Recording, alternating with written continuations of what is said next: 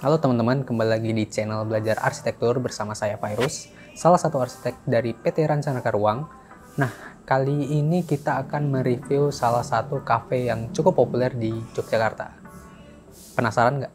Sebelum kita membahas lebih lanjut, buat teman-teman yang belum subscribe channel ini, jangan lupa untuk subscribe ya, dan jangan lupa juga untuk nyalain lonceng notifikasinya agar kalian tidak ketinggalan video terbaru dari kami.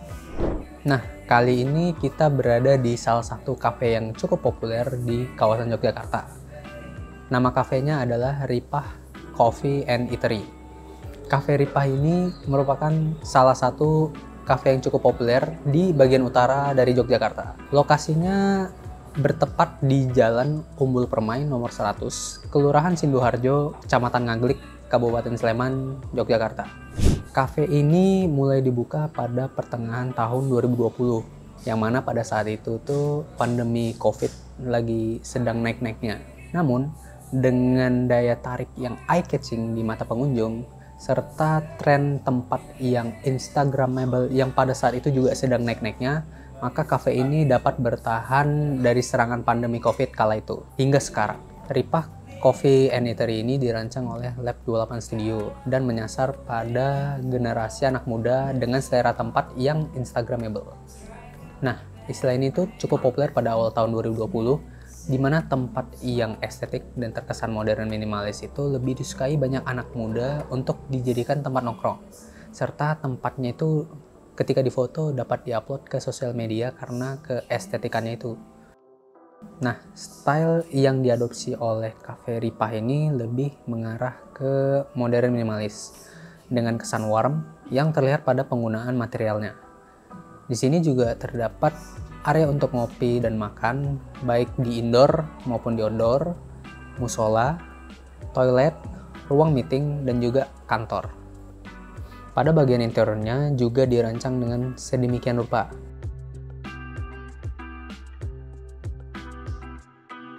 Tone warna yang digunakan didominasi oleh warna yang soft dan juga warm, seperti warna putih dan juga warna coklat yang didapat dari tekstur material yang digunakan.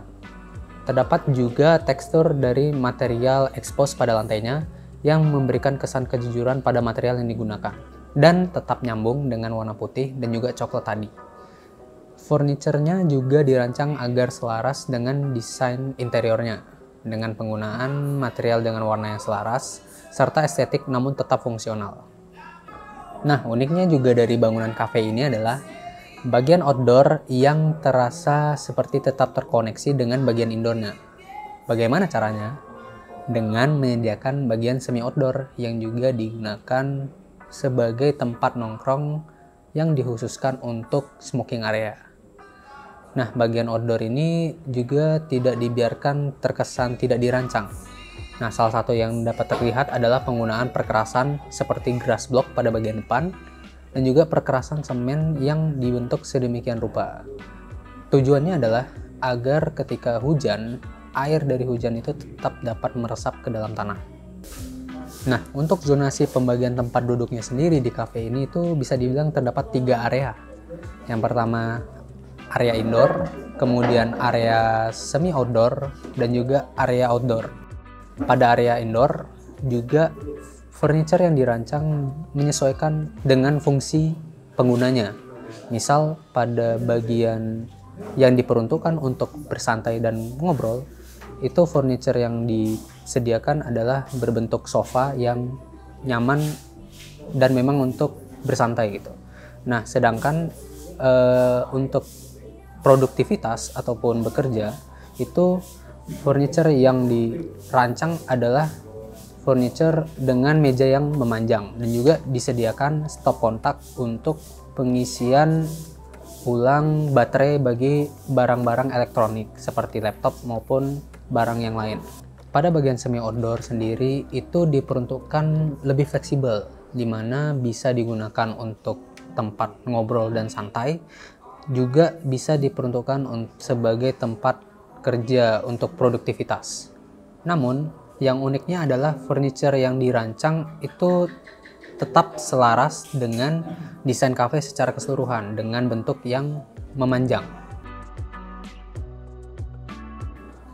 Pada bagian outdoor itu lebih fleksibel karena fungsi utamanya untuk area duduknya adalah sebagai tangga.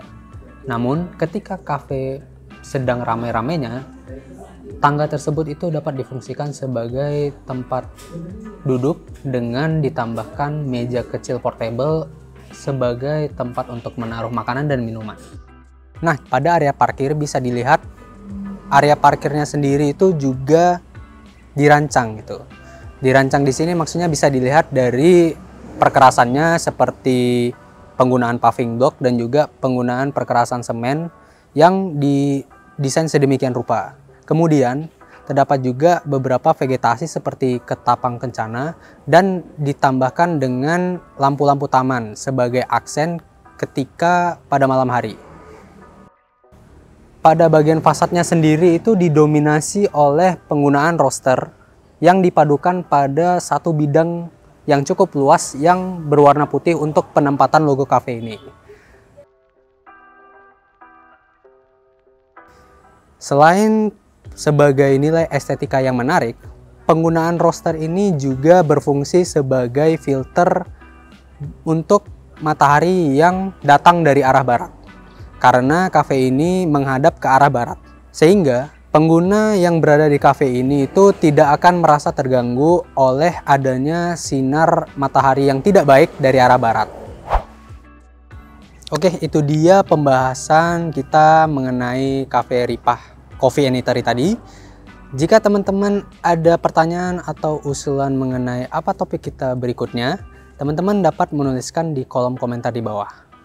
Nah, jika teman-teman ingin membuat kafe yang estetik dan juga bagus seperti Ripah ini, teman-teman dapat langsung menghubungi atau sekedar berkonsultasi ke PT Rancangreka Ruang yang akan kita taruh kontaknya di description box di bawah ini ya. Oke, sekian dulu video kita kali ini bersama saya Virus. Sampai jumpa di video berikutnya. Bye-bye.